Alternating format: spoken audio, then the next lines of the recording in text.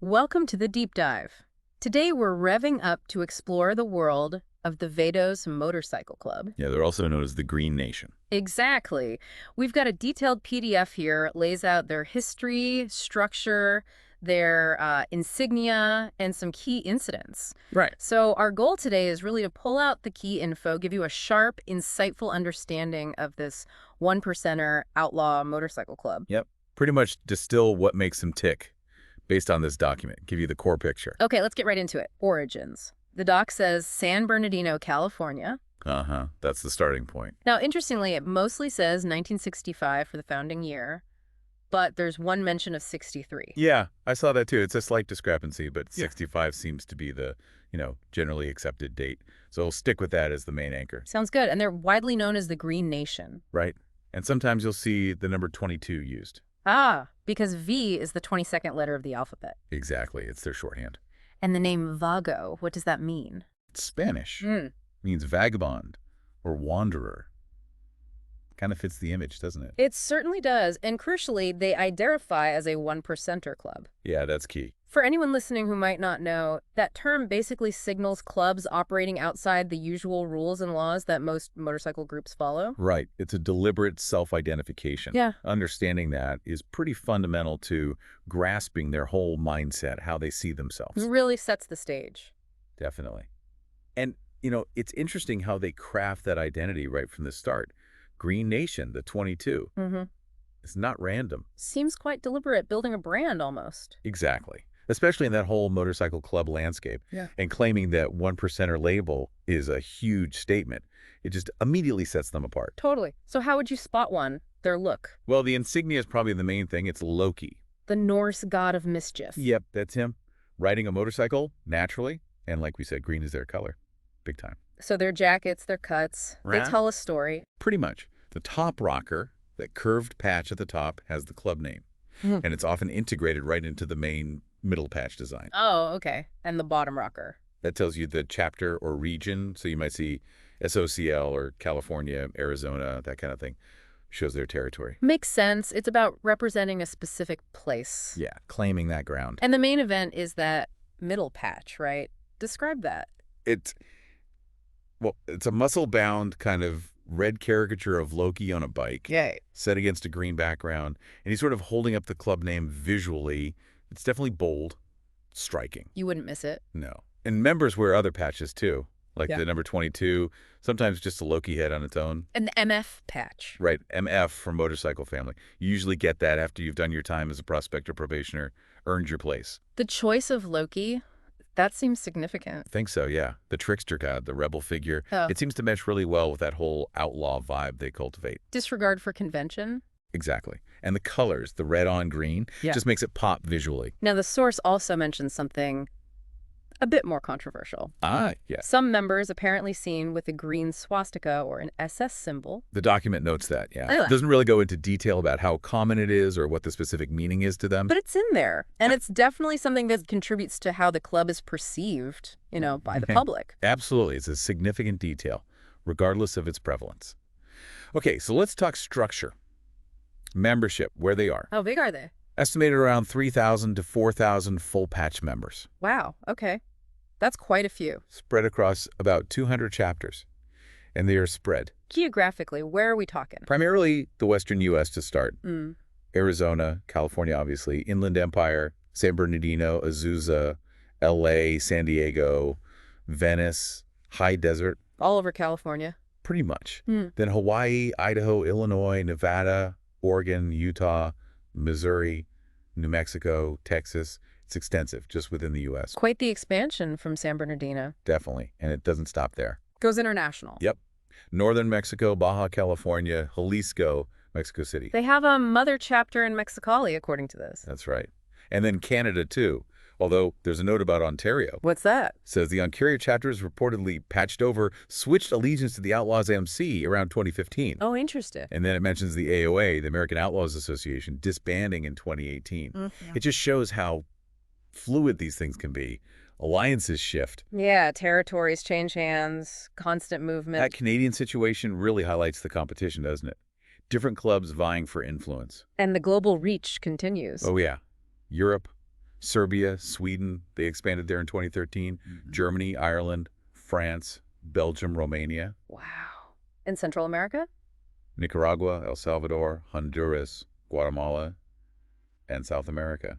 Brazil, Chile, Ecuador. That is genuinely a global footprint. It really is. Think about trying to manage that. Yeah. Maintaining discipline, a unified identity across all those different countries, different laws, cultures. It suggests a pretty robust organization, even if it's, underground to an extent. It does raise questions about how they maintain control or consistency. It implies a strong, maybe informal structure. And backwards started the Inland Empire. Still a stronghold. Seems so. Around 200 members there, according to the source. Okay, let's shift gears a bit. How does law enforcement see the Vagos? Generally, they're put in the second tier of outlaw motorcycle gangs, Meaning? below the ones often called the Big Four. Yeah. Hells Angels, Outlaws, Pagans, Banditos. So, ranking based on size, reach, maybe historical notoriety? Probably a mix of those things, yeah. Comparing their scale and maybe the intensity of their history with law enforcement versus those bigger, older clubs. That second tier doesn't mean harmless, I assume. Definitely not. It shouldn't be taken that way. It's just a comparative ranking within that specific world as law enforcement categorizes it. Doesn't mean they aren't involved in serious stuff. Which brings us neatly to the criminal allegations and specific incidents. The source gets pretty detailed here. Yeah, there's quite a bit. One really stands out, the Hemet Traps case, 2009-2010. Right. The core allegation was that Vagos members were setting booby traps for the Hemet Gang Task Force. What kind of traps? Pretty scary stuff. Natural gas piped into the headquarters, a zip gun rigged to a gate, a pipe bomb under a police car. Wow, that's direct targeting of police. That's extremely serious. Whoa. A $200,000 reward was offered. The state attorney general called it urban terrorism. Heavy terminology. And the local DA, Riverside County, labeled them an extreme threat, even claimed they tried to infiltrate public safety agencies. Okay, so a really intense situation. But then The Vagos sued Riverside County for defamation. the club sued the county. Yep, and they settled. The county basically cleared the club's name in relation to those traps. So it wasn't them. Turns out the people actually arrested for the traps had zero connection to the Vagos. That's quite a twist. A major turnaround. It really is. It highlights how complex these things get and the potential for misidentification, maybe even bias. Yeah, a club pushing back against the official story like that and winning, essentially. It really underscores the need for solid proof. It's a powerful example, though maybe a rare one, of challenging that narrative. Okay, what else? Another big one was the Nugget Casino shooting. Nevada, 2011. Yeah, that was a violent clash. Yeah. Involved the Hells Angels, too. Yeah, the president of the Hells Angels San Jose chapter, Jeffrey Pettigrew, was killed. And some Vagos members were wounded. It led to arrests. Including the Vagos LA chapter VP. That's right. He was arrested for starting the fight, apparently. Yeah. Pleaded guilty later to second-degree murder. Others went to trial, too. Shows the deadly potential of those interclub rivalries spilling out into public. Definitely. These aren't just bar brawls. Going further back, the source mentions a murder case from 1974, William Velton. Yes, a University of New Mexico student. 4 Vagos members were convicted, sentenced to death. Death row. Spent 17 months there. Good grief. What happened? They were released. Someone else, a guy named Kerry Rodney Lee, confessed to the murder years later. Unbelievable. That's a chilling example of a potential miscarriage of justice. Absolutely horrifying. Shows how wrong things can go, the devastating impact of wrongful convictions. Close call. A stark reminder for sure. Okay, moving forward again. 2006, Operation 22 Green. Ah, yes, a massive law enforcement operation in Southern California. Oh, massive. Involved 700 personnel, police, ATF, etc. 700. Wow.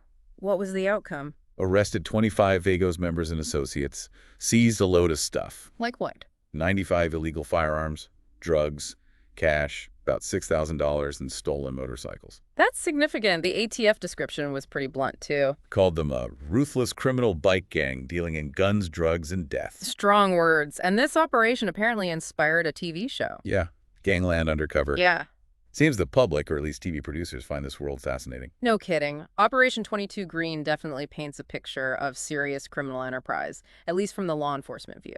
The scale of it, the seizures, suggests a major effort to disrupt what they saw as illegal activity. The source lists a few other incidents, too. Grants Pass, Oregon, 2007. Right. 6 members arrested. Kidnapping, robbery, assault. allegedly against a former member who tried to leave. Brutal if true. Then San Jose, 2009, sexual assault allegations. Yeah, 3 members arrested. Police were looking for other potential victims connected to the clubhouse there. And Missouri, 2011, a shootout on the highway. I-44, yeah. Between Vagos and another club, the Galloping Goose MC, shut down traffic, shots fired, maybe 20 guys involved.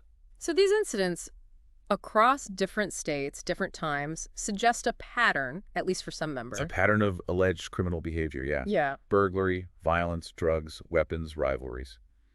It covers a lot of ground. One last point from the source, they have an official website. It mentions that, yes, which is interesting in itself. How so? Well, it suggests they're trying to manage their own image, put out their own story, engage with the world on their terms, perhaps counter the negative press. Right. Control the narrative or try to. Okay, so let's wrap this up. We've taken a deep dive into the Vagos MC, the Green Nation. Started in SoCal, now global. Yep. Distinctive look with Loki and the Green. A significant membership base. And we've seen these contrasting narratives, haven't we? The club's likely self-image brotherhood, nonconformity. Versus the law enforcement perspective, which often paints them as a criminal organization involved in some really serious stuff. We covered their structure, their spread, and a whole range of incidents from that bizarre Hemet Traps case where they were cleared. Right, which really complicates the picture. To major busts like Operation 22 Green, violent clashes like the Nugget Casino shooting, and other serious allegations over the years. It's a complex picture.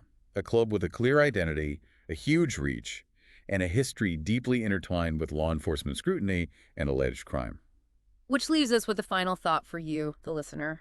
Considering this global expansion, the sheer variety of incidents, what does the future look like for the Vagos? Yeah, how does a group like this manage that tightrope walk between, their idea of brotherhood and the realities of the law, especially across international borders? And what responsibility does an organization like this hold for what individual members do? How does that whole one percenter identity really play out in their dealings with the rest of society? Lots to think about there. Yeah. It's definitely more complicated than just bikes and leather jackets.